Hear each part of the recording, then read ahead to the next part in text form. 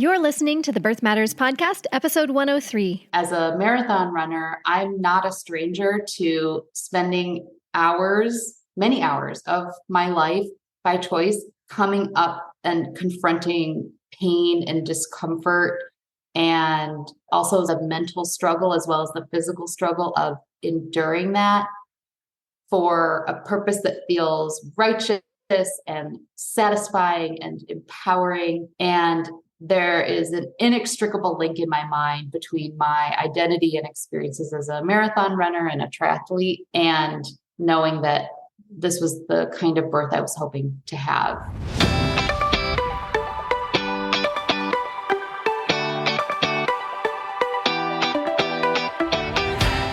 Hey there, and welcome to the Birth Matters Show. I'm your host, Lisa Graves Taylor, founder of Birth Matters NYC and director of East River Doula Collective. I'm a childbirth educator, birth doula, and lactation counselor, and have been passionately supporting growing families since 2009. This show is here to lessen your overwhelm on the journey into parenthood by equipping and encouraging you with current, best evidence info and soulful interviews with parents and birth pros. Please keep in mind, the information on this show is not intended as medical advice or to diagnose or treat any medical conditions. Here's a little bit about what lies ahead in today's story. Jessica learned about midwives and doulas in a college class, which planted the seed for her desire, once becoming pregnant, for an unmedicated birth. As a runner, she made connections between how empowering and satisfying running a race can be to her desire to have an unmedicated birth. In this episode, Jessica shares her story of alternative conception while planning a wedding, switching care providers twice to find an ideal match with hospital midwives, hiring a doula, and educating herself, all with the goal of achieving the unmedicated birth she very much hoped for and was able to achieve. This is part one of a two-part birth story, and fun sneak peek for the next episode, you'll hear details of how her son was born en caul, or with the amniotic sac intact. Before we hear from Jessica, I just wanted to share a few upcoming offerings, both for expectant parents as well as for birth workers. For expectant parents, I'll be teaching Evidence-Based Birth's Savvy Birth 101 workshop on Wednesday, August 2nd at 7 p.m. on Zoom. The Savvy Birth 101 virtual class was developed by Evidence-Based Birth to give you the inside scoop on how to form the ultimate birth team. It's an excellent class to take earlier in pregnancy and before you take a more comprehensive childbirth class, and it only takes about an hour of your time. To register for Savvy Birth 101, visit birthmattersnyc.com, and the dates and registration link is on the banner up at the top of the page. For anyone listening after that date, I offer this workshop every other month or so, and the link to the next one will always be there at the top of the homepage at birthmattersnyc.com. Or if you're later in pregnancy, you may prefer to jump right on into a more comprehensive birth class, and you can find several different format options for that over at birthmattersnyc.com. This includes group class series, private classes, or an online on-demand option of the course. Please also remember that our Doula Collective offers not only doula support, but also lots of other wonderful groups, classes, and services such as pregnancy support group, postpartum support group, cesarean support group, monthly induction and lactation workshops, baby wearing classes, sleep consults, postpartum meals, and more. Visit our collective's website at eastriverdoulas.nyc. And the final announcement is for new or newish doulas who have already completed your doula training. We'd love for you to apply for East River Doula Collective's Fall Mentorship Program. We're accepting applications until September 8th, and the program will run from October to May. Visit eastriverdoulas.nyc/apply for the details and link to apply. Okay, now let's jump into Jessica's story. Hello, Jessica. How are you doing today? Hi, Lisa. So good. So glad to be here. I'm so thankful that you're willing to share today. So Jessica is a former student of mine. I actually think you first came to us through our doula collective, right? I think you came to Meet the Doulas. Yes, that's right. Yeah. And I was reviewing my notes and it looked like you had heard about me initially through just getting a doctor list from a friend, maybe a former client of mine, I think. That's right. And then Yep. somehow came to the doula collective and then eventually came to my classes. And you hired a doula in our collective, right? I did. Yeah. Christine Gibson and Jamie Lewis. And Mm-hmm. Jamie was there with us on the big day. Nice, which we will Yeah. hear about soon. But backing up, do you want to just introduce yourself a little bit? Sure. My name is Jessica Evans. At the time that I was pregnant and having our son Jamie, I was living in Jackson Heights, Queens in New York City, but now living in San Jose, California. And I work as a fundraiser professionally, and I gave birth about 7.5 months ago. Great. Thank you so much. So let's start with your conception journey, if you'd like, and then go on into your prenatal journey and the ways you prepared for becoming a parent. Yeah. Oh, I mean, what can prepare you, right? My husband and I were an engaged couple during the COVID pandemic. We got engaged, and being in our late 30s, understood that having children was important to us and that time was not exactly on our side. So we weren't in an immense hurry to try to become pregnant, but also felt we know that this is what we want. We know we're going to get married. So we might as well start getting educated and start trying. And we did that even before we actually got married, which sort of having had a Catholic upbringing, I never thought that was going to be me, but it felt like COVID in a way helped throw all those rules out the window. So we felt pretty empowered to just go for it. And at the beginning of the journey of trying to conceive, I was a little bit apprehensive. I knew that my mom had some trouble with miscarriages, and I'm an only child. And I think that was not necessarily my parents' preference, but it's just the way that it worked out. And so even though I hadn't really had a doctor examine me for any infertility factors, I just was mentally worried that I might have a difficult journey. And so I decided to start trying naturally and let a couple months go by and wasn't having any success and was getting a little bit stressed out. And so when I get stressed out, I like to turn to resources that help me feel more knowledgeable. So one of the things that a friend had recommended was the book called It Starts with the Egg, which I know has been mentioned on this podcast before, Yes, by Rebecca Fett. it's on my reading list. I haven't gotten to it yet, but I really want to read it. It's a good one. In short, it's a book that talks about the environmental factors that can have an impact on fertility. And it's not an area that I think has been studied enough, but Rebecca Fett is a researcher and brings that lens to the topic and recommends a bunch of lifestyle modifications like getting rid of plastics.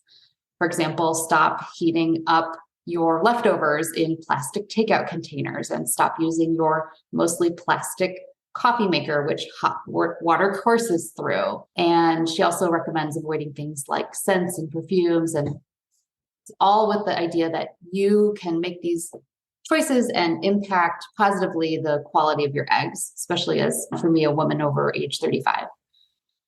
And it can make you crazy doing all of that stuff. I remember going to a doctor's office and the hand soap in the bathroom was scented. And I was like, this hand soap is the reason I'm not going to get pregnant this month. Oh, no. It's a bit of an extreme mentality. I had to watch myself and try not to slip into that kind of black and white thinking. I also started doing some acupuncture with a provider in my neighborhood. And I did it even though I would lay there and be bathed in a pool of sweat because I don't really like needles. And everyone said, oh, acupuncture is so relaxing. And I was like, not having that experience at all. But I still thought this is something that I've heard people recommend. So I should just try it and maybe I'll get used to it and it'll get better. And it did. I also got some advice from people, and it's all anecdotal, I think, but that maybe after ovulation, I should curb my long distance running. I have run 4 marathons. I do triathlon in the warmer months. And it's a really big activity that really fills my cup. It helps me manage my stress. It structures my time, makes me tired at night and sleep really well and feel super energized in the morning. And it just has so many positive benefits for me. And I just love it. And that advice got stuck in my head. And I was nervous about doing anything that might negatively impact my chances, especially as month after month went on and nothing was happening. So I've incorporated this idea of after ovulation, I wasn't running as hard and I wasn't running as long, and sometimes I wouldn't run at all. And looking back, I'm not sure that was the right choice, but at the time it felt like a sound decision. Anyway, after about maybe 6 or 7 months of trying and not getting anywhere, we decided to go to a reproductive endocrinologist at Weill Cornell. We saw Dr. Pak Chung, who was ready to help. And so his recommendation was that we start with an IUI. And I had joined a bunch of groups online, which I would recommend people do. But again, with caution, it's women talking to women. It's not necessarily the expertise of a medical provider. So you have to make your decisions around that carefully. But it was really helpful for me to learn about all the different options in terms of having a procedure like an IUI done and the option to, for example, add in medications that might help stimulate egg growth and just increase the chances by whatever small percentage. So when working with Dr. Chung, we did one IUI and it wasn't successful.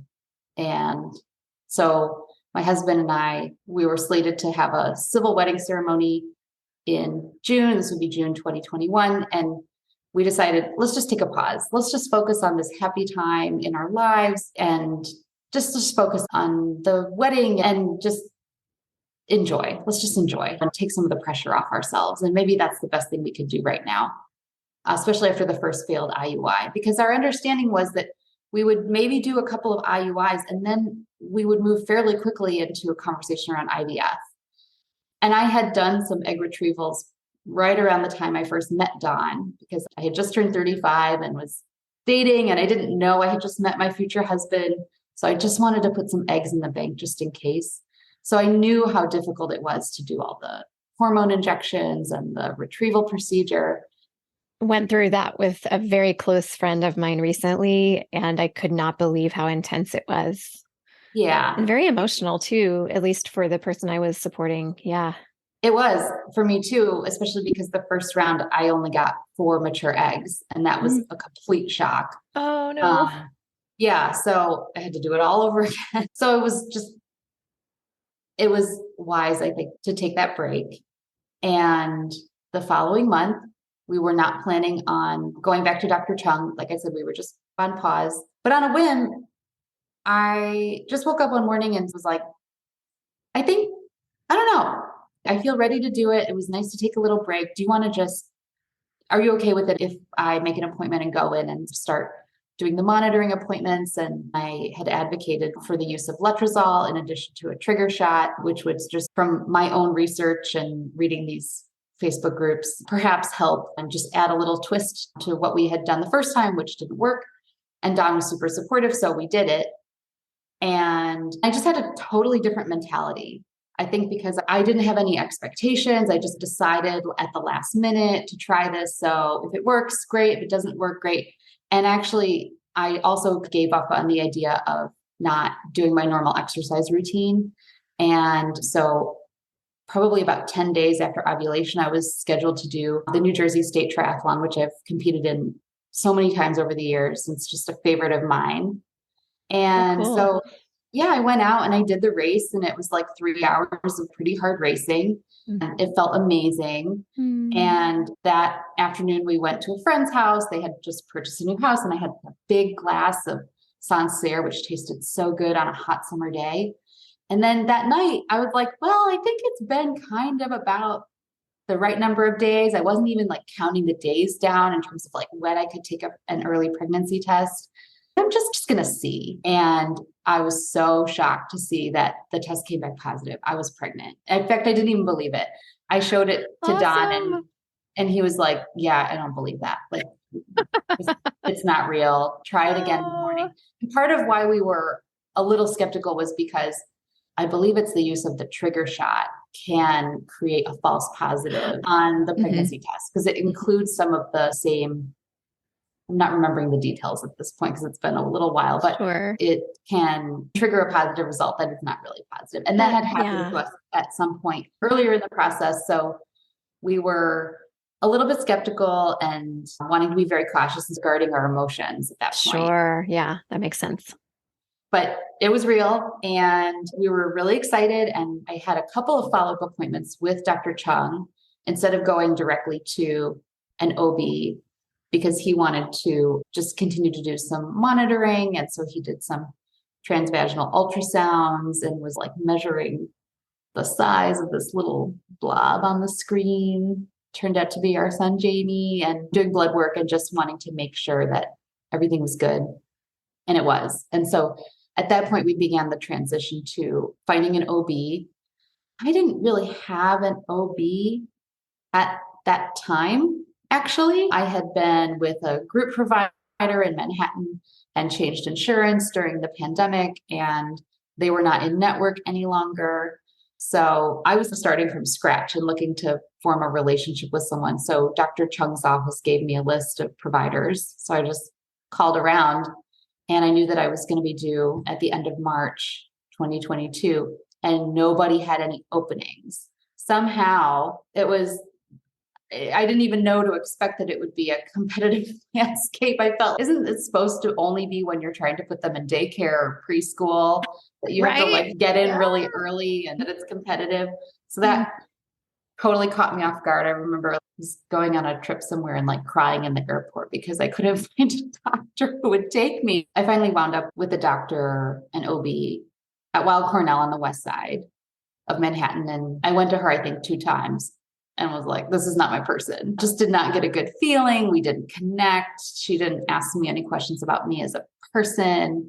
So that was an unexpected sort of hiccup in the process. But my husband actually wound up doing some Googling and by chance found another Weill Cornell OB, also on the West Side, who I went to go see. She had openings available. She was younger, not saying that's why she had openings available. She just, I don't know, was newer on the scene. And so I went to see her, and the first conversation that we had, she asked me, what do I do professionally? And how's the pregnancy been so far? And how are you feeling about everything? And so I just felt like I was talking to a human. So that was a good improvement. It's nice to be treated like a human, right? Yeah. Yeah. Especially with big changes. A low bar, isn't it? That kind of. Oh, yeah. But at least that's as an improvement from the prior doctor. It was. Yeah. That prior doctor, I mean, I came away thinking, I'm going to be giving birth with this person, or maybe someone in her practice, but if she's representative of the other doctors in her practice, I'm going to be like at my absolute most vulnerable in her care. I couldn't see my body physically like opening up, literally opening up in her presence or someone like her. That's some great awareness that you had a lot earlier in pregnancy than a lot of people do. A lot of people don't really think ahead to what a vulnerable space we're in and how we need to have people around us that we trust really a lot and feel respected and heard by. Yeah, I admire that you had that awareness.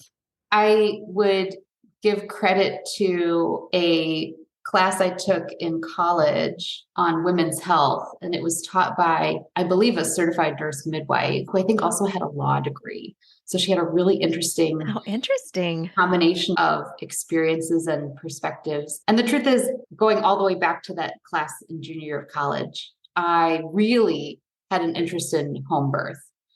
But as a first-time birthing person, and also taking my husband's perspective into account because he is part of the equation, that did not feel like a totally realistic option for us. Perhaps under other circumstances, if we had been a little bit younger, if we were not living in a 1-bedroom, 800 square foot apartment, if we had more time in advance to educate ourselves around all the benefits and the risks of not only home birth, but the benefits and risks of giving birth in a more medicalized setting, maybe we would have considered it.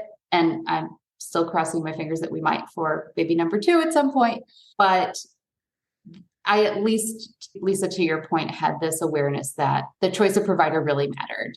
Mm-hmm. And that in part drove my desire to hire a doula very early on. So yes, that's how we connected with you, was coming to a virtual Meet the Doulas event through the East River Doula Collective, which was amazing. And we really had a really difficult decision in front of us because was such a great format for meetings, a whole slate of doulas.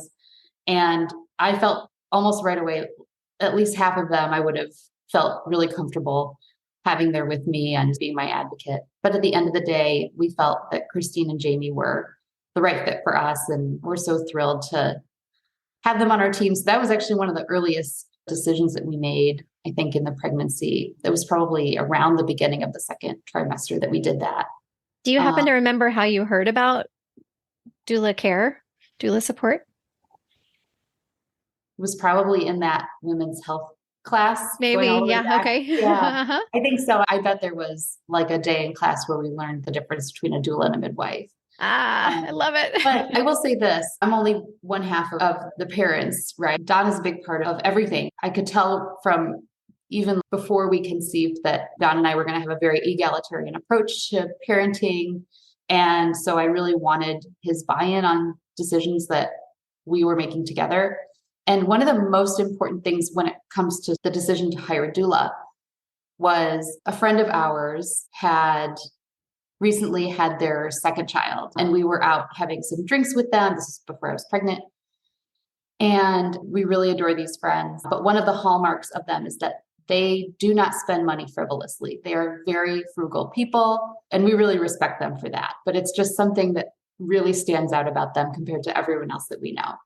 And the guy in this couple, Mike, was talking to us about how much it costs to hire a doula. It's not a cheap endeavor. And he said that it was the best money that he and his wife, Kristen, had spent. And they did it for their first child, and they happily did it again for their second child. And Mike was actually the voice of explaining to my husband, Don, all the benefits that come with having a doula and sort of the advocacy that you get and the extra support that you get and helping make the decision about when to go to the hospital, and even just having someone there to text or call in the days and weeks leading up and also afterwards. So it was very unexpected that a guy friend of ours was going to be the one who really kind of sealed the deal in terms of our decision to make this investment for ourselves. Well, I love that. What a great, really convincing source. Yes. Rather than me, the childbirth educator and doula. Of course, I'm going to be like, everybody should hire a doula. But hearing it from a fellow parent, and especially one who's frugal, but decided that was a smart investment. And on the other side of it, felt like it was a really smart investment. I love that. I love that. It's great. Wish I could have heard those conversations. I mean, I was just sitting there just smiling because I had already drank that Kool-Aid. But I could see someone who has less knowledge of what does it mean to give birth in a hospital and the range of decisions that happen in that setting and the degree of control you do or don't have. And I guess one thing I haven't mentioned that was really also driving the decision around a doula, as well as the provider that we chose, was I really, truly wanted an unmedicated birth. And in retrospect, I feel like what I'm supposed to say here is that I acknowledge that situations happen that make that impossible. And lots of people who want that as their birth journey don't get it. But I couldn't even really, truly accept that. I wanted it so badly. And I felt like I was going to exert every last bit of control around it to try to get it. And so having a doula there was part of my strategy, and taking your class was another big part of that strategy because we really needed to know things about coping with pain and discomfort and just preparing for the possibility that it was going to be 24 hours or more, and making the decision about when do you go to the hospital and all that sorts of stuff that I don't think either of us really truly knew the answers to. So that was a big part of it. And in addition to educating us, it sparked a lot of conversations for us around this goal that I have and what can we do to try to maximize the chances that I would successfully have an unmedicated birth, and what would happen, how would I feel about it, for example, if it didn't pan out that way, and could I make peace with it, which again, in all honesty, would have been difficult. Spoiler alert, I had my unmedicated birth. So I'm fortunate that I, unlike a lot of people, was able to basically have, for the most part, the experience that I was really hoping for. So I feel super lucky in that regard, because at the end of the day, it is sometimes just luck of the draw. Yeah. But there's definitely a lot of luck in it. There is also a piece of strategically hiring your provider like you did, strategically hiring support like you did, educating yourselves like you did. So it's both for sure. yeah, yeah. In terms of the pregnancy itself, the first trimester didn't look at all like what I was expecting. I did not have any nausea. I had some food aversions, which felt really strange because I had been on basically a 1.5 year long journey of really healthy eating. I had lost quite a bit of weight and gotten really fit in the months leading up to becoming pregnant.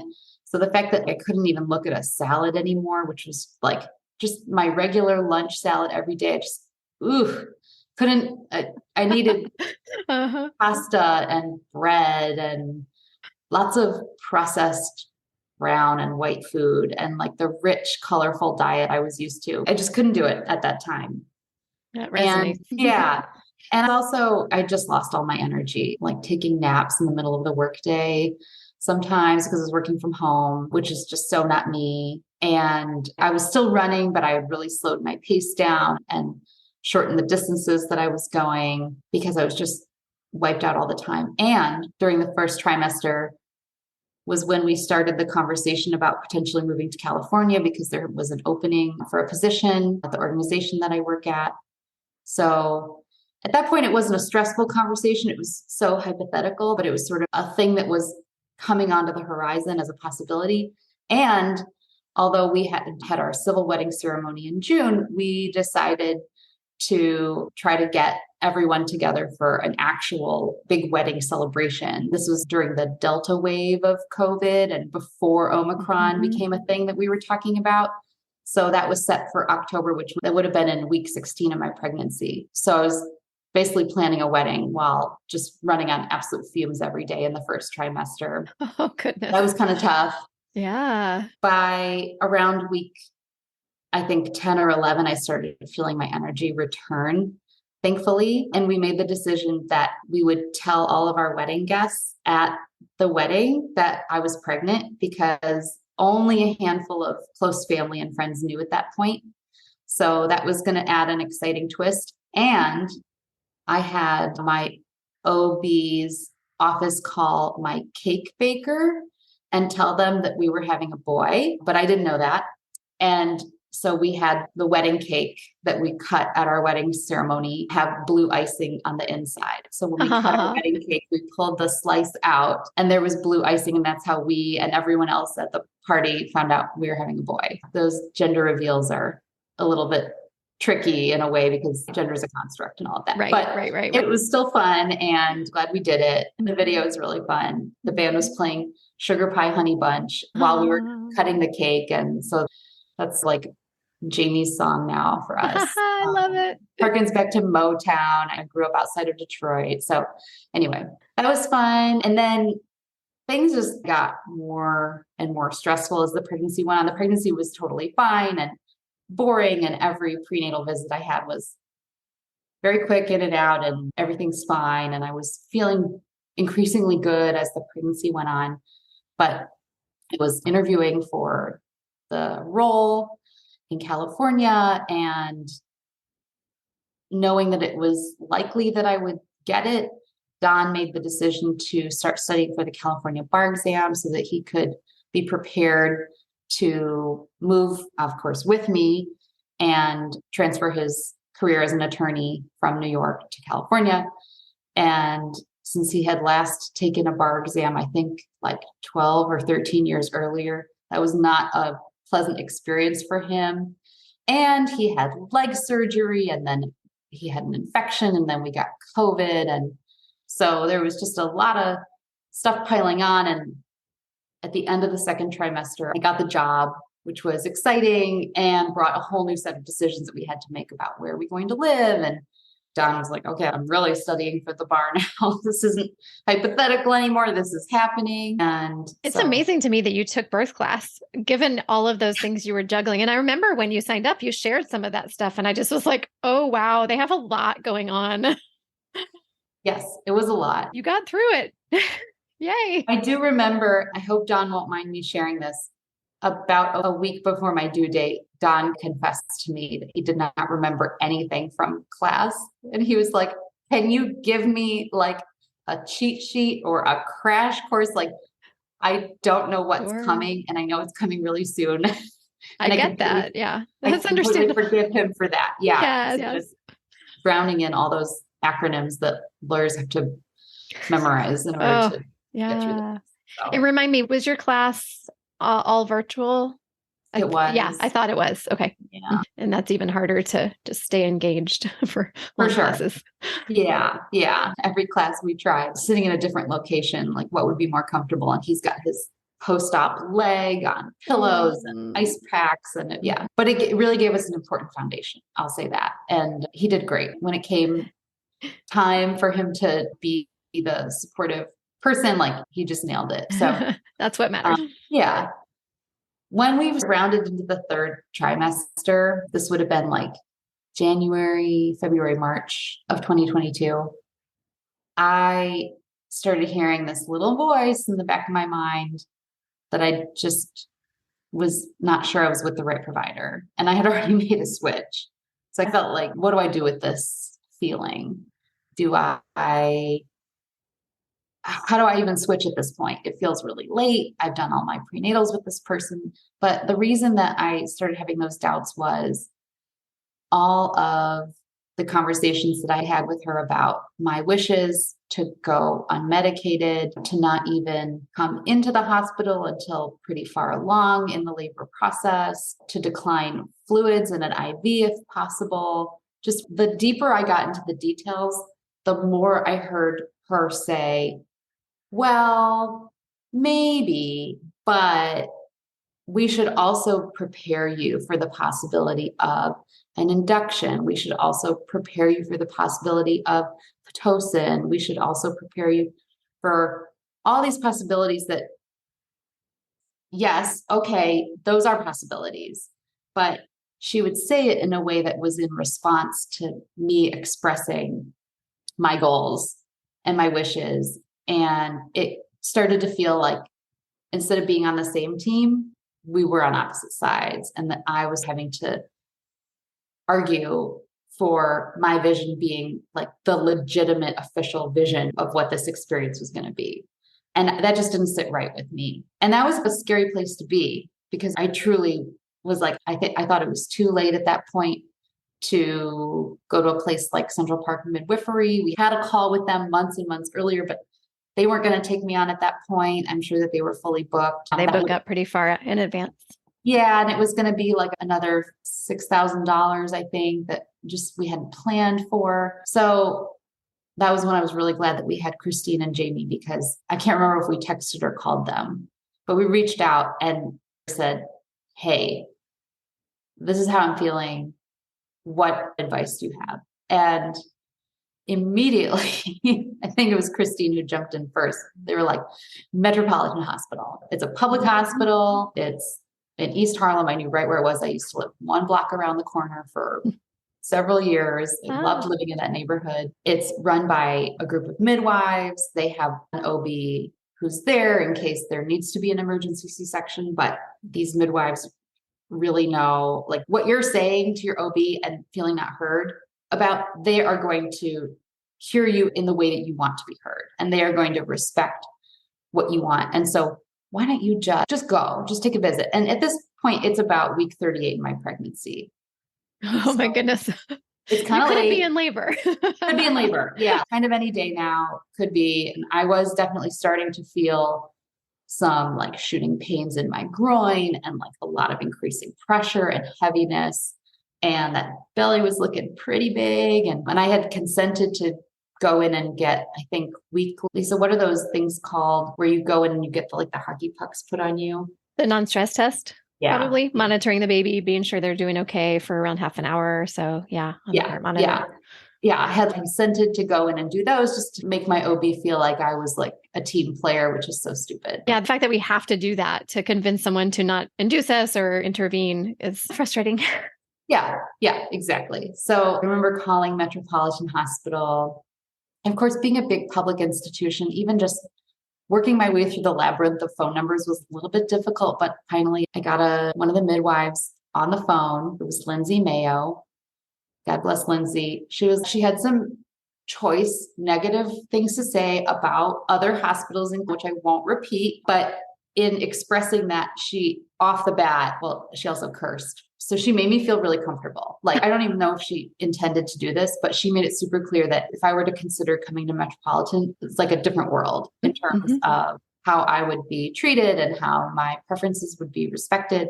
And she was like, why don't you just come in like anytime? I was like, don't I need an appointment? Or she's like, no, just literally just roll in anytime. We're here all the time. So Dawn and I went on a Sunday afternoon. And this is the thing I couldn't even believe was happening. We spent almost an hour there. We were given a tour, and then we had one of the midwives just sit with us and just answer any question that we had. And she was in no rush to get up. Amazing. It was probably the time that we spent with her was the length of 3 or 4 of my prenatals that I had. And those were like official appointments, right? Insurance was billed and I had a copay and all that stuff. It's just her on her own time, just making sure that we had the opportunity to feel good about making this big decision very late in game. So I didn't even need to by the time my seatbelt was buckled in the car, I was like, okay, this is where I'm giving birth. Yes. And I think Dawn had a couple of hesitations because Metropolitan only has a level 3 NICU. And we had a friend his specialty is in like pediatric emergencies, and he works in labor and delivery suites. And he was like, I would never, ever allow my partner to give birth at a place that didn't have a level 4 NICU, which is the highest level.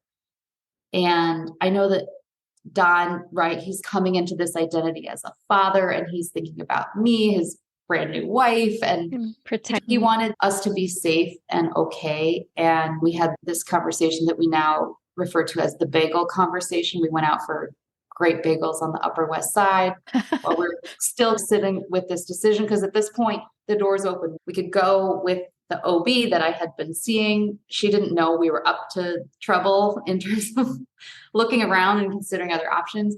Or we could go to Metropolitan, because at that point, you just walk in the door in labor and they will take you. It's a public hospital, so they aren't going to turn you away. And Don was really afraid of this idea that he might be having bagels for one if something terribly tragic happened. I felt like, oh no, the risk of that is zero. My biggest fear is like that I'm going to get a Pitocin drip and I don't want it. And then that's going to lead to a cascade of interventions and I'm going to wind up on the operating table. And I don't want that.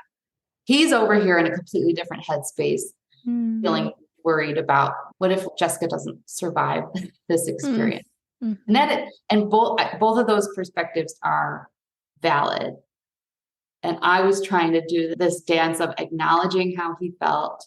And also, I felt crystal clear that I wanted to be with the midwives at Metropolitan. And so I really give him credit for coming around and doing what I think he felt was perhaps a riskier decision in some regards, and also the right decision. So we basically soon thereafter agreed, okay, when it's time to go, we're going to go over the Triborough Bridge. We're going to go to Metropolitan. We're not going to go to Weill Cornell. So that was the decision. Can I say something real quick there on when you gave those two viewpoints? I would love to just give my own perspective on how I was hearing that and how I think maybe listeners were hearing that. The perspective you were sharing, I just want to point out that there's so much more depth to just the words that you said in terms of, I want to avoid a Pitocin drip and this and that. But where my mind went was what we see happen so much when someone's birth goes very much not according to plan and they had very high hopes of it going a certain way, was that then they have all this birth trauma. And then you feel, I hate to say dead inside, but just to compare the concern, because many people might hear that and be like, well, Don, like, he's concerned about the physical life of you and the baby, but the mental health life, our wellness, our mental wellness is also everything. And so I what I think I'm hearing is that a lot of your hopes were around protecting your mental health and having this be as positive of a memory and treasured of a memory as possible. Correct me if I'm wrong on any of this. I'm very much You're totally right. editorializing. Yeah. No, you're totally right, Lisa. I felt a certain amount of entitlement, and I'm reluctant to use that word, but that's how I can best express it, that my experience mattered. Birth matters. Mm-hmm. What it's not, and I know not everyone agrees with this, but a healthy living baby and a living birthing person, that's not the ultimate outcome. That is not all that matters. Absolutely. And it doesn't always have to be an either or choice. Absolutely. We can raise the bar for the experience that birthing people have, and we should. We should just expect more. Yep. That's why I'm doing this work. Absolutely. Named my business, Birth Matters. Yeah.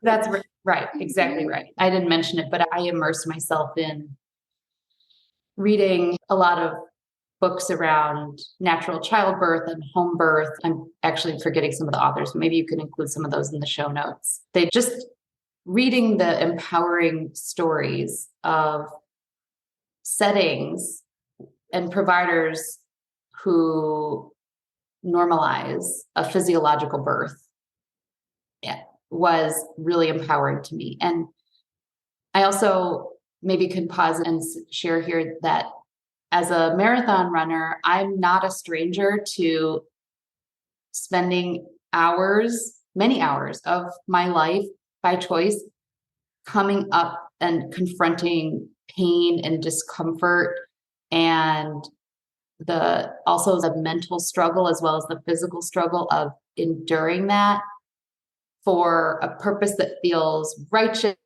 and satisfying and empowering. And there is an inextricable link in my mind between my identity and experiences as a marathon runner and a triathlete, and knowing that this was the kind of birth I was hoping to have. That it's the same part of me that found a poignancy and a beauty and meaning in that experience that someone else might consider to just be awful. And why would you do that? And why would you subject yourself to pain? For me, it just carries intense, vast meaning, and it's part of who I am. I'm getting so many chills.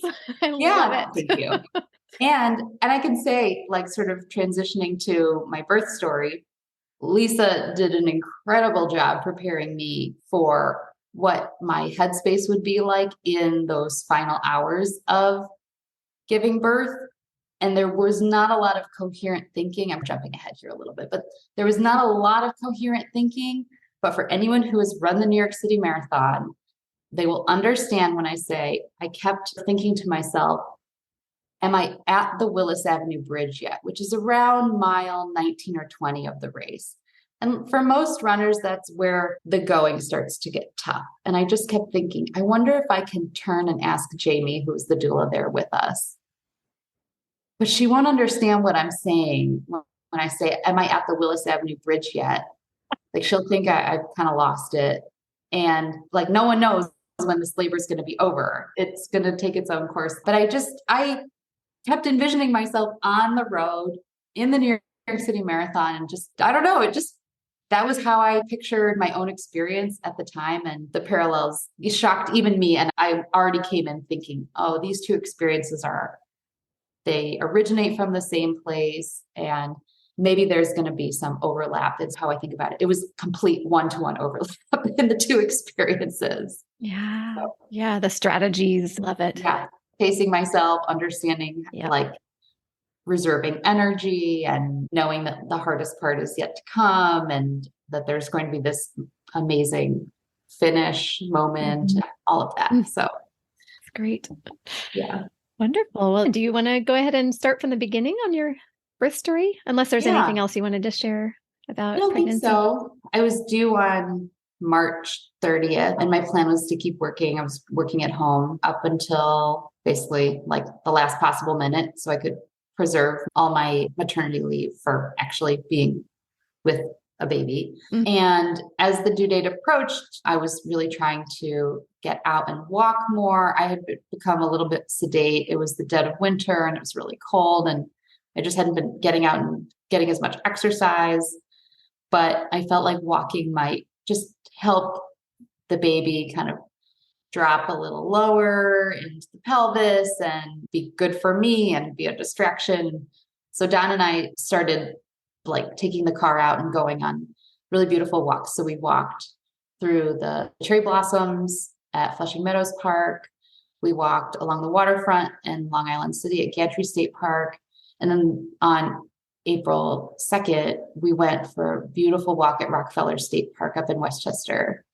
And I just remember it was starting to feel like spring and my jacket was too hot. And there were these like flowers blooming on the trees. And I just thought, oh, I'll never experience spring the same way again. I'm about to have a baby. And it felt like the whole world was having a baby, like with all the flowers blooming and trees budding. And it was just so beautiful. And my mom had this prediction that I was going to have the baby on April 3rd. And I don't know where that came from. That was uncharacteristic of my mom to say something like that. Maybe that got in my head and influenced me because it turned out she was right. Wow. Yeah. That's really cool. And so we went on that last walk at Rockefeller on April 2nd, and around 4 a.m, the next morning, so Sunday morning, I woke up and it felt like I had period cramp, and I had not had any Braxton Hicks contractions. I had no idea what a contraction felt like. I just was so curious, honestly, and I was kind of hoping to have some Braxton Hicks contractions just so I would know, because the suspense was killing me. And I think I was a little even disappointed. I was like, oh, this is just like a period cramp. This is so boring. And I'm sorry, I missed, how many weeks are you at this point? I was 40 weeks and 4 days. But it was different from a period cramp because it would start and build and hit like a high point, and then within a few seconds start to subside. So I remember waking up and be like, I'm noticing this, but I don't want to check the time. I just want to just see what's going on and try not to think. And one of the big takeaways from your class was that if possible, try not to engage the thinking and analytical part of the brain too much. That doing that can actually impede labor. And once I had a sense that this might be labor, I was like, let's go. I don't want to do anything to slow it down. And so I didn't want to even look at my phone to see words or see the time. I was like, I'm just going to let my reptilian brain lead right now. Nice. But after 10 minutes or so, I think it got the best of me. Yeah, I didn't last very long. I saw it was 4:30. I went to the bathroom and I saw like the first little bits of bloody show, and I was so excited. Glad you were excited instead of scared, because so many people, when they see that, are like, oh, is this normal? I don't know. Even if you heard it in class that it was normal, it can be like, oh, bleeding. That's not normal. But yeah, great. I figured after we crossed 40-week mark, like that it's going to be a good indicator. Yeah. So I think I woke up Don, and maybe we timed a few contractions, but he was really smart and said, I think we should try to go back to sleep. Like we could have a really long day ahead of us. So we did. And then I think I woke up again, like an hour and a half later, and he made me a bowl of oatmeal and I ate it in bed. And we went back to sleep again after that. And I think around 9 a.m., I was up for the day. I couldn't sleep through the contractions anymore. I texted the doulas, and that's when they were like, okay, Jamie's on call. So Jamie's going to be your doula.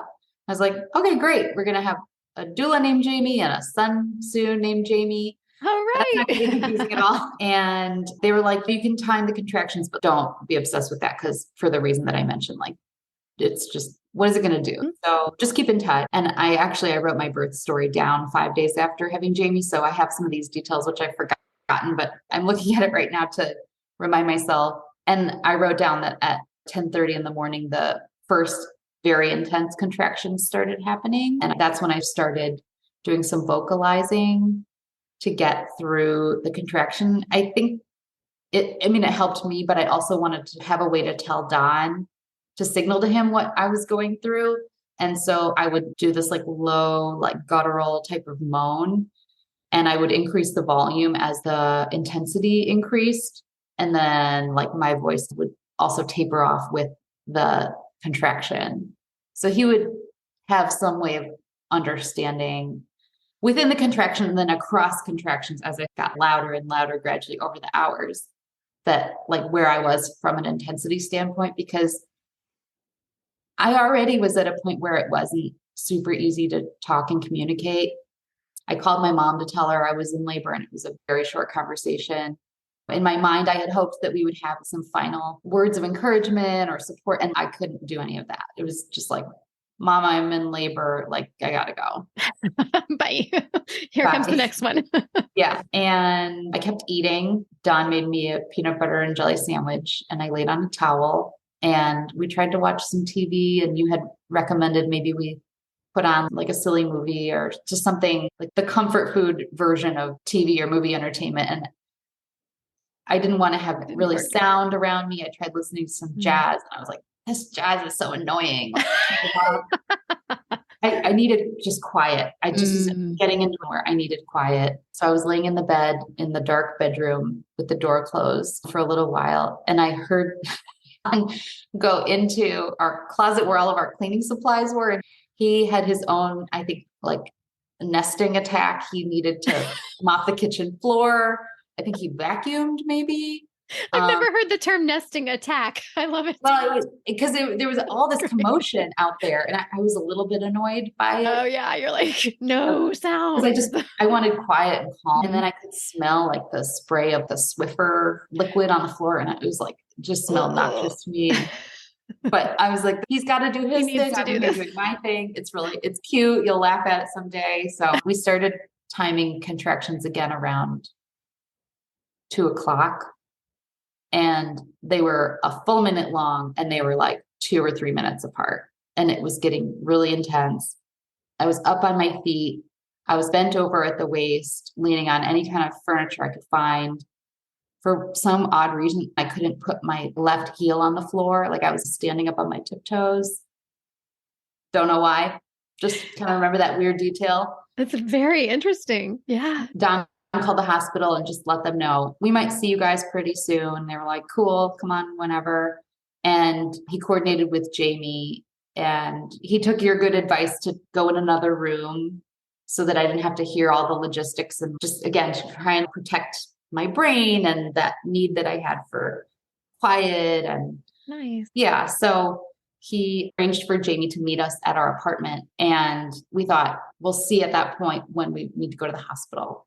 But I didn't have pants on at that point. I was wearing like a big disposable like diaper thing, just like riding with it. And I remember thinking, I'm at a point where it's going to be really difficult to put pants on. And if I don't get pants on and get out the door pretty soon, I don't think I'm going to be able to. The contractions were coming very quickly, and they were very intense. And so Don was actually in the middle of heating up food. Like he had said, I want to order some delivery. And I was like, we don't have time for delivery. That's going to take an hour. I don't think I have an hour left in me.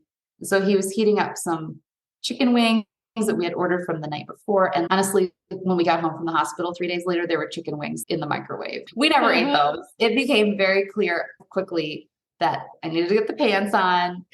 Let's get the bags. And like, as soon as Jamie gets here, we're going to put her in the car and we're just going to go. I couldn't wait any longer. So we made our way downstairs, and we lived in a co-op building. So we had to go down the elevator. And I remember having 2 contractions in the lobby of our building. They were so fast, I was only able to walk like a short distance before another one would happen. And I needed to bend over because that was just the position I was getting comfortable in. And then I made it out through the front door, and I'm bending over, and we lived on an open street on 34th Avenue in Queens, which was just this project that developed during COVID to give us and our neighbors more open space. And I had been a volunteer with it for over a year, and just helping putting out the barricades and taking them down. So it's a Sunday, it was warm, it's springtime. The street was packed with people, and I'm there like just moaning really loud. And Don, probably a bunch of people around who you know. Yeah, we definitely saw a few neighbors, and Don was like, she's fine, she's fine. And I was like, I'm not fine, I'm so hot. And I was wearing a mask because we were in our building, and we were masking in the elevator and the hall and everything at that point. And I remember feeling like I might rip somebody's head off if they looked at me the wrong way. I was just like in a kind of a fragile state. And Don, he had to go out the front door and on to the sidewalk and then into the garage on our building to bring the car out. And for whatever reason, I wanted to spend as little time as possible in the car. So I wanted to walk, and walking felt good for me. So I wanted to walk to the garage and then get in the car once Jamie got there, which was like any minute. But Don left me just out in front of the building and he like ran to get the car. And I was so mad and I started crying because I wanted to walk to the car. It's like, what difference does it really make? But I was so mad at him. So he didn't know. Anyway, Jamie came. She sat in the front. I got in the back seat and was kneeling. We have an SUV and I was like kneeling over the back seat with my belly hanging down and I felt like a dog, kind of like draped over the back and my head was in the back of the car.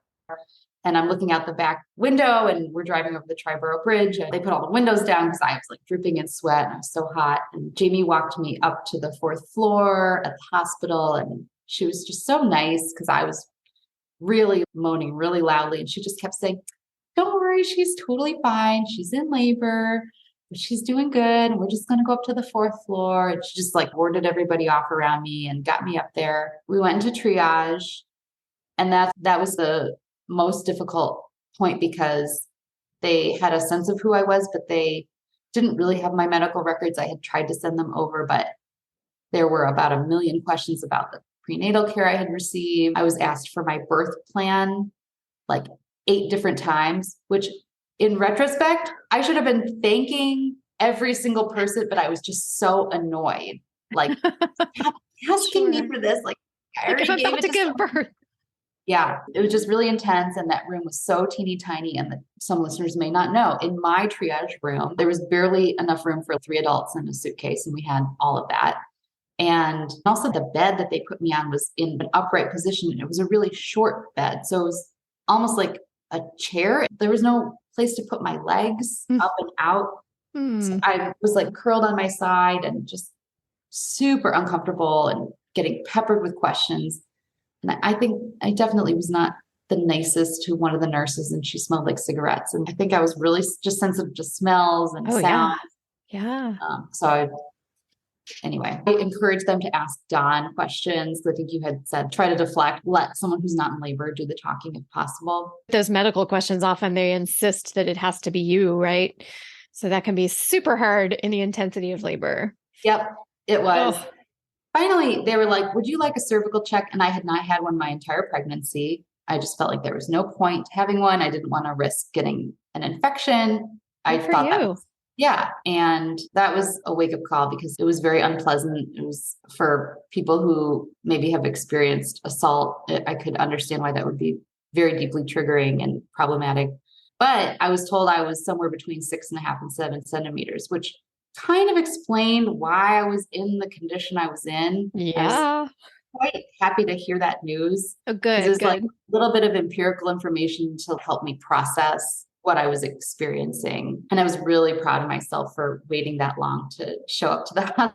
Absolutely. I was like, the plan is working. Like I have like 3 centimeters to go. I think at that point it was probably around 4:00 and 6 hours later, Jamie was born. So I mean, things were really happening fast. They tried to give me a hep block, which I agreed to as long as nothing was connected to it. And I was just really swollen. So they tried 3 times in the triage room and they couldn't find a vein. And that honestly, that was as painful and unpleasant as the contractions themselves. And I was so glad when they were ready to give up. They were like, let's just move her into a room. She doesn't want it anyway. I feel like at an OB-driven hospital, that probably would not have been allowed, but maybe under the care of midwives, they were willing to come back to it at a later time. So that was cool. Yeah, I think you're right. Yeah. I brought my own gown. I never put it on. I brought a different bra to put on, never put it on. I never put on hospital socks. I gave birth in a pair of running socks. I don't know how any of that happened, but I think I just chalk it up to the fact that I was so far along and like already in transition when I arrived that nobody expects you to. Yeah. Yeah. It was the chaos of the moment. And I couldn't talk at that point to be like, Don, open my suitcase. And in this packing cube, I've got like my cute little gown that my mom sent to me. Yeah. None of that was happening. So I got out of the triage room and into the labor and delivery room. And I don't really remember from moment to moment what was happening. I just remember some of the big sort of shifts in my position. So I started in that room, leaning over the bed, standing up and draping my chest over the bed. And at a certain point, there was a midwife student who was primarily assigned to me as well as a labor and delivery nurse. And they were like, "You're bent over so far. This might not be the best position for helping your labor progress in terms of helping the baby descend more into the pelvis. And how would you feel about maybe transitioning to get on the ball?" And I was having a lot of back pain, but I said, "Okay, I'll try it." And later I found out that they were like, where's the ball?" And they're looking around. My husband was sitting on the ball. So I had to get him off the ball so I could get on the ball. Excuse me, sir.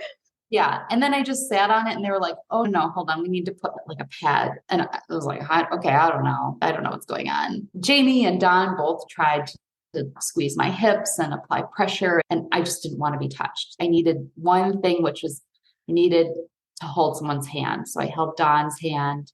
And when Don needed a little bit of a break to go to the bathroom, whatever, I held Jamie's hand. And that was it. And I was super thankful for your advice not to wear my wedding rings. I felt really conflicted about that because they're so special to me. And I couldn't imagine having this big life moment without, and we were newlyweds and not having this jewelry. But I'm so glad we listened to you because someone's hand would have been bloody. Probably mine, maybe Jamie's, maybe Don's. So it was a good decision. Oh, good. Don left his wedding ring. We didn't even bring our jewelry to the hospital, and I'm so glad. And the nurse who was with me, I will say, I was still just relying on vocalizing to manage the intensity. And she used this phrase that I don't remember now, but I wrote it down. And the phrase was, "Let the pain melt." And she just kept saying it over and over. And something about that worked for me. She would just say it as the contraction was building, "Let the pain melt." So just let it. I would just focus on it's going to melt away. Just ride it out because it always does. It always goes away. And then you're back to zero, even if just for a minute. Can I just make a comment on that phrase? I really like that a lot. And what occurred to me is that sometimes people in labor will start to get in the intensity of where you're talking about, the time in labor you're talking about will get so tense just because it's just challenging that then it makes it start feeling like the contractions are lasting longer than they actually are because we're holding so much tension. And so I love that idea of letting the pain melt, of riding that wave, like saying goodbye to it and just like releasing all that tension, any tension that might have developed during that intensity, so that we're not experiencing more pain or intensity for longer than we need to, right? Yeah. Thank you. I love that phrase. Yeah, me too. The anesthesiologist did come in. I was probably 9 centimeters at that point, just guessing. And she did put a hep lock in my hand. She got it on, I think, the first or second try. So it wasn't terrible. And they didn't hook me up to an IV. They were super respectful of every last wish that I had. Nice. And the only other time I got mad at Don was he left my water bottle and my snacks in the car. We had prepared that I was going to hydrate on my own and eat during labor. And the hospital had said that they were okay with that as long as we didn't go and shout it through the halls. So be a little quiet about it. Yeah, just be subtle. I was like, no problem. I can't even talk. But Jamie had some applesauce packets in her purse. So I had some of that. I'm on the yoga ball and bouncing. At a certain point, someone said she's looking kind of tired. And I didn't feel particularly tired. I was not thinking like, when is this over? I mean, I was curious, like, when will it be over? But not, I can't do this anymore. I never got to that point of I can't do this. But they, again, like a nurse or someone in the room suggested, maybe we should try and get her in the bed. And they asked me, how would you feel about getting in? You don't have to lay on your back, you can get on your side, and maybe let's try the peanut ball. So we did that. And I was having trouble with the peanut ball. The way it was positioned in my legs, I was having to work to hold it there instead of just relaxing. And I couldn't express that with words. I was having to exert too much energy doing that. I wonder if the size wasn't quite right for you, maybe. Maybe. Are there different sizes? I didn't even know. There are. Yeah, there are. And not every size is right for, I mean, there's so many different positions as well as everybody's size is different. And so it felt really big. So yeah, it was pretty uncomfortable. And like I was laying on my right side and had my left hip in the air. And I've always had some hip issues from running. And so it's like, I don't know, it's cranked open, felt like the jaw of my hips was open kind of wide. And it also could have had to do with where the baby was. I don't know if anyone was evaluating the station of the baby, because where we want to have that ball, it might be between our knees at a certain point in labor, but at another point in labor, we'll want to have it down by the ankles with inward rotation. And so that's another possible factor. I don't know, but just a possibility. Yeah, I know exactly what you mean. And I'm not sure because I only had one other check, and it was at some point after trying the peanut ball because I was having a lot of pressure and we were communicating about that. And so they did one more check and I was 10 centimeters. That is where we will pause for today, right at the cliffhanger of entering the pushing stage. So be sure to stay tuned to hear the rest of her great story. A couple of quick thoughts before we close things out for this time. There at the end, Jessica mentioned the peanut ball. I'll talk about that excellent tool for labor a bit after Jessica shares her whole story. So if you're curious about the peanut ball, stay tuned for the next episode. Please just know that if you don't want pelvic exams, also known as cervical checks, in your pregnancy, you do have the right to simply keep your pants on at your prenatal visits like Jessica did. This method of surveillance is more common with hospital OBs than with home birth midwives, birthing center midwives, and some hospital midwives. They're rarely a medical necessity and all too often over-medicalize the process in a way that does not improve outcomes and only has great potential to increase your stress levels. Plus, anytime we're doing internal exams, there's always an increased risk of infection. In fact, more often than not, in my years of experience working with people, it has caused more unnecessary and unhelpful stress than been helpful in any way. Of course, everyone is different, and if you want to know the information that a pelvic exam could provide for whatever personal reason, that's totally up to you. I'm just here to help you make informed decisions that feel best for you. I encourage you to spend some time thinking about the idea that giving birth and becoming a parent is a sacred rite of passage, and that you'll likely be in a very vulnerable state in the birthing process. Given this, you need to be as comfortable with your provider and your birth team as possible. Ask questions early and often in your prenatals to ensure you're in the right place to support the kind of birth you hope to have, whatever that might look like.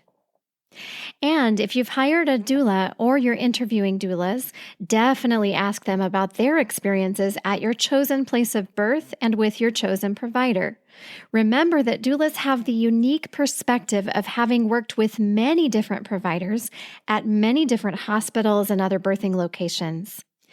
Given their unique ability to compare and contrast, given all that they witness and experience with their clients, I encourage you to take their thoughts on these things very seriously. This is also an excellent reason to interview several doulas in order to get different perspectives and thoughts along these lines to help you ensure you're assembling the best birth team possible, both the best care provider and birthing location for you, as well as the best doula for you. The affirmation to reflect on this week is, let the pain melt. We can apply this not only to birth, but also reframe it for life as, let the stress melt away. Okay, I promise part 2 of this story will drop much sooner than we've been releasing stories. It's all edited and almost ready to go, so watch out for part 2 in about a week or so. If you enjoyed today's episode, please share with a friend. Be sure to subscribe or follow if you're not already, wherever you're listening. Leave us a review and even sign up for our email list if you haven't. You can do that over at birthmattersshow.com. Thank you so much for listening to the Birth Matters podcast. Be well, and we'll see you next time.